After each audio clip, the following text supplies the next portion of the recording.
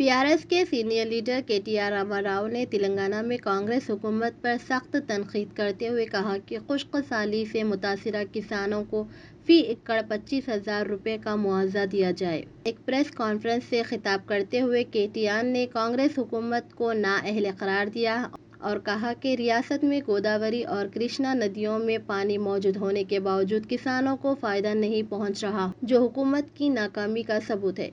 फसलें पानी की कमी की वजह से नहीं बल्कि कांग्रेस हुकूमत की नाकामी की वजह से सूख रही है।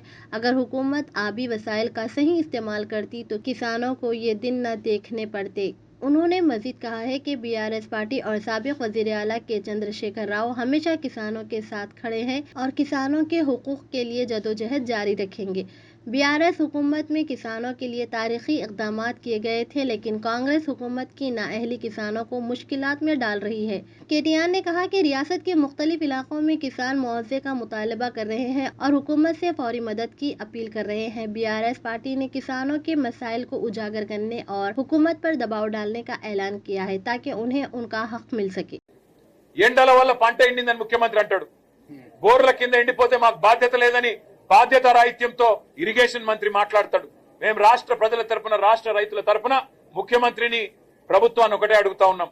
ఇవాళ పంటలు ఎండినాయంటే దానికి మీ చాతగాంతనం కారణం, గోదావరిల నీళ్లుండి కృష్ణల నీళ్లుండి వాడుకోలేని తెలివి తక్కువతనం కారణం, చెరువులు నింపలేని తెలివి తక్కువతనం, పంప్ హౌజ్ను టైంకి స్టార్ట్ చేయలేని తెలివి తక్కువతనం, బరాజ్ ఏమన్నా చిన్న ప్రాబ్లం ఉంటే రిపేర్ చేసి నీళ్లు తీసుకోవాలనే సోయిలేనితనంతోనే ఈ ప్రభుత్వానికి ఇవాళ బాధ్యత మరిచింది.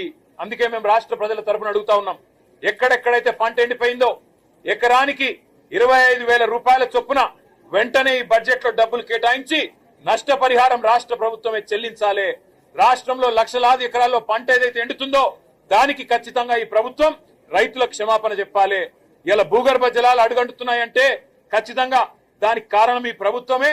చెరువులు నింపకపోవడం, ఇష్టం వచ్చినట్టు చెక్ డ్యాములు నింపకపోవడం, ఇష్టం వచ్చినట్టు ఇసుక తోడుకోవడానికి, కేవలం ఇసుకతో దోపిడీ కాంగ్రెస్ నాయకుల జేబులు నింపడానికి మీరు చేసిన నిర్వాహకం అనే కారణం ఇవాళ గుర్తుపెట్టుకోవాలని కోరుతూ, రాష్ట్ర రైతాంగానికి కేసీఆర్ గారు ఉన్నారు, బీఆర్ఎస్ ఉన్నది, మేము భరోసాను ఇస్తూనే ఉంటాం, మీ తరఫున కొట్లాడుతూనే ఉంటాం.